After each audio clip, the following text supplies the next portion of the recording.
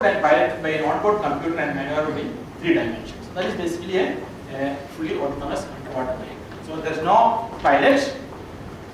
It needs to be fully reprogrammed. If you want the robot to do something, you need to put all the things inside the robot and tell what the robot has to do, how it has to do, and when it has to come back. All those things to be fully reprogrammed. And the degree of human intervention will be a function of communication capability. That means the maximum that you can communicate will be just to say, okay, stop the operation. If you have an emergency button through which you can communicate some data to the robot, either through mostly through the sound signals. So sonar communication is the best in underwater. So you can actually communicate some message like stop operations, then it will come back to the location. So that kind of limited communication only will be possible. And to do that, the AUV will get the foolproof navigation, control and guidance system. So that is the important requirement. The robot needs to have a foolproof navigation, guidance and control system. And if not there, the robot will simply fail. And the transmission of data back to mothership or onwards data storage post mission requirement does not meet the mission requirement. So that is very limited. We cannot really communicate data to the ground station because the communication capabilities are very less. So the whole process of making the system autonomous depends on how good your navigation, control and guidance systems are. Okay? If you make it more and more efficient, the system will be more and more efficient in its autonomous operation. Otherwise, it will fail its operations. So this is the general structure of an AUV. Okay, this is actually from Japanese Tokyo University. This particular AUV. Tokyo University is one of the in Asian countries. Japan is one of the leading country in developing autonomous underwater robots. And they have developed many fully autonomous robots for research purpose, and they have deployed to 1,000 or 2,000 meters underwater for various research missions. So it will be having thrusters. Okay, depending on the requirement, there will be 2, 3, 4 or 6 thrusters will be available. And there will be batteries because it has to be fully powered. So the capability of the robot, the endurance depends on the battery power. And then it has got the navigation systems, onboard computer and the pressure housing power from the external pressure. Does not have a tether, and at present does not have a manipulator arm because the capabilities of autonomous capability is very limited, and therefore there is no manipulator arm at present.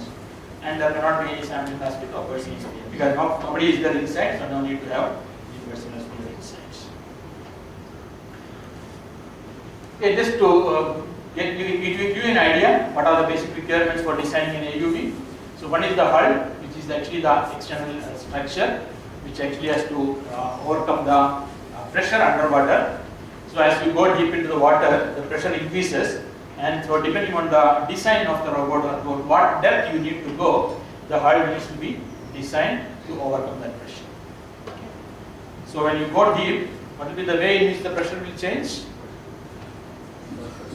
Very 100 meter, what will be the pressure? The depth of 100 meter, what will be the pressure? What is atmospheric pressure in terms of water?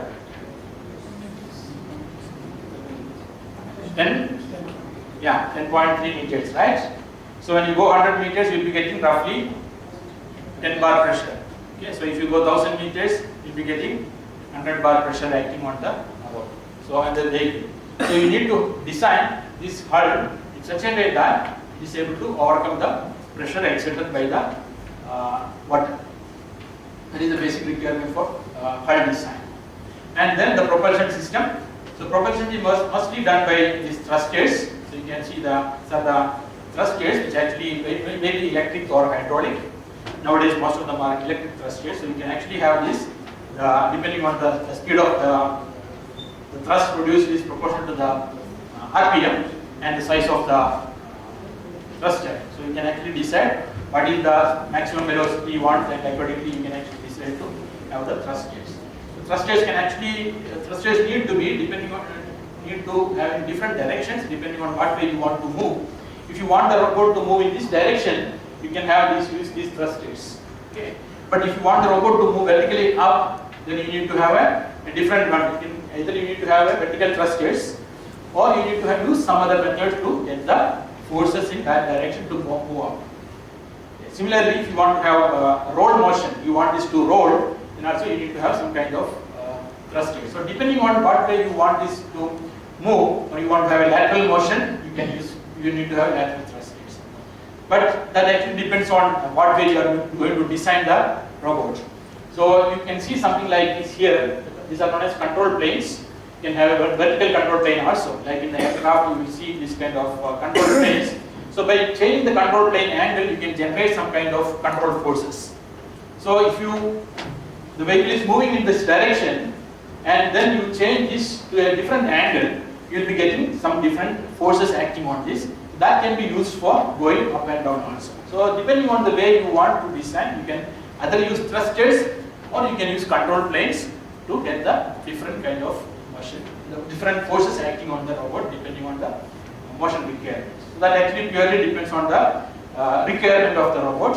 If you are looking for vertical up and down motion, then you need to have vertical thrusters. If you are not worried about vertical motion, you just want to go up, down like this, then you can use these thrusters and the control planes to move in and dial down to the line. And these are possible in the design stage. So depending on the requirement, you decide what is needed. So that is the control planes. Then of course the power source, sensors, propulsion system and control system all will be built into the system. And the sensors, but you need a camera to record images. You need to have a camera, and if you want to control the camera, you need to have different motion for the camera that is to be built into the system. Okay, and other things are the controls. So you can have different kinds of controllers inside, propulsion, then sensors. Okay, these are some of the basic things that you can have for a simple design. So this was the robot that we developed in our lab a few years ago as a more like a testing platform for many of the controls algorithms what we have been developing for DRDO. Okay, so these are the sensors that normally we use: accelerometers, pressure sensor, tilt sensor, INS, inertial navigation system, Doppler velocity load, ultrasonic sensors, snake sensor, camera, etc. But of course, that really depends on what is what you are going to design and how you want to design it.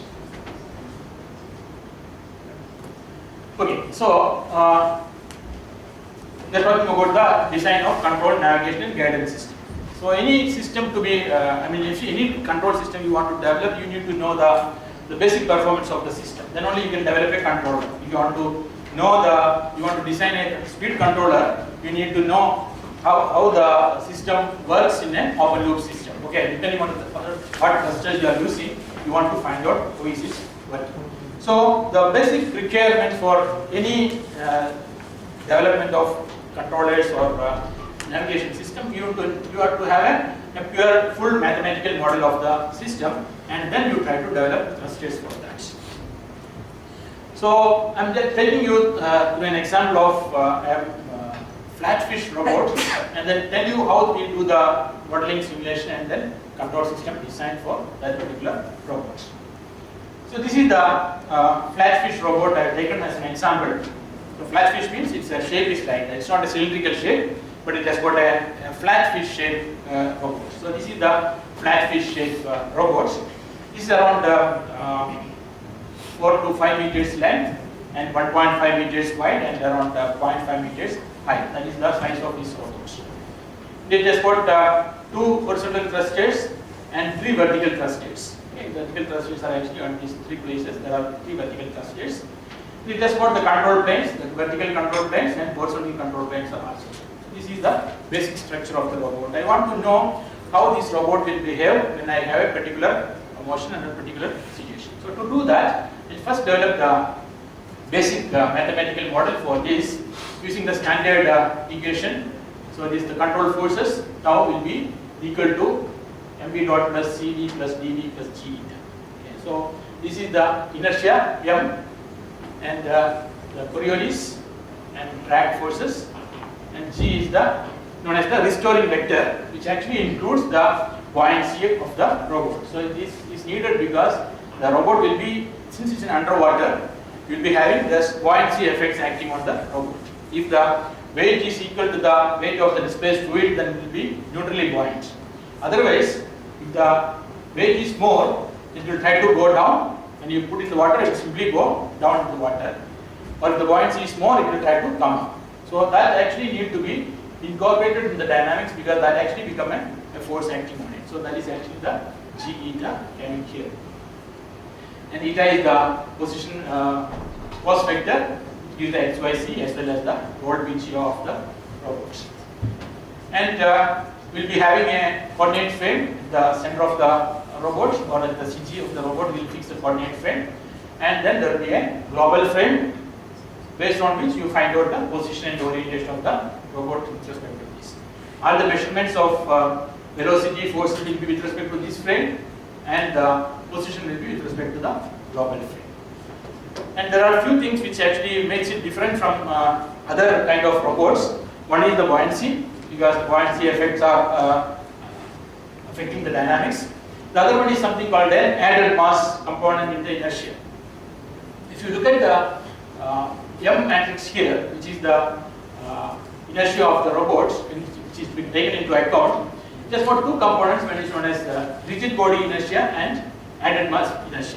Okay. So we call it as rigid body mass and added mass.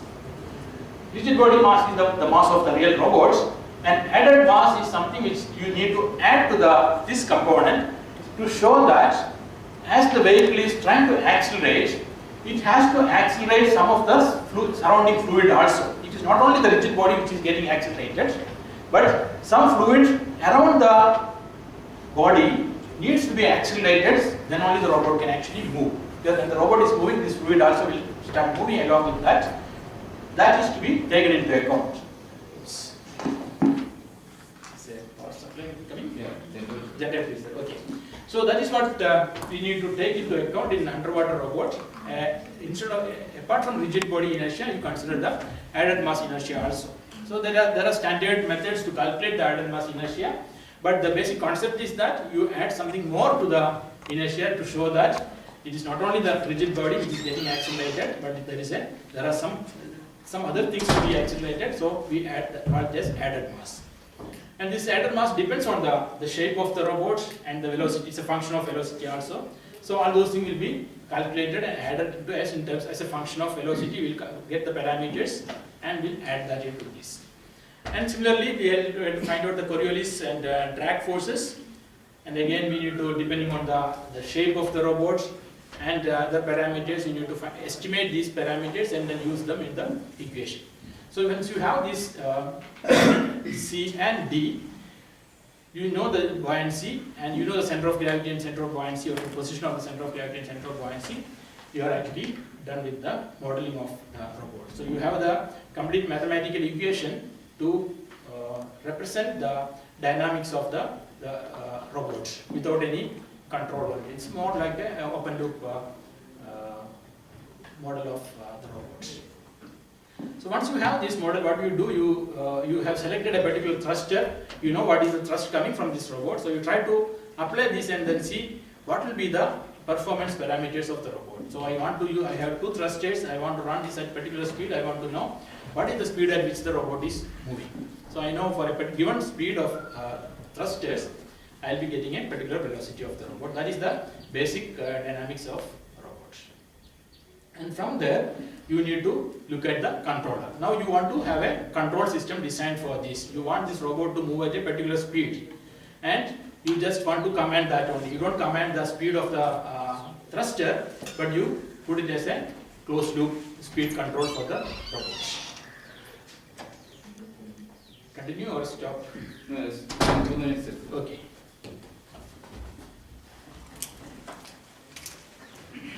So probably if you have any questions in between, you can ask me so that we will utilize the time.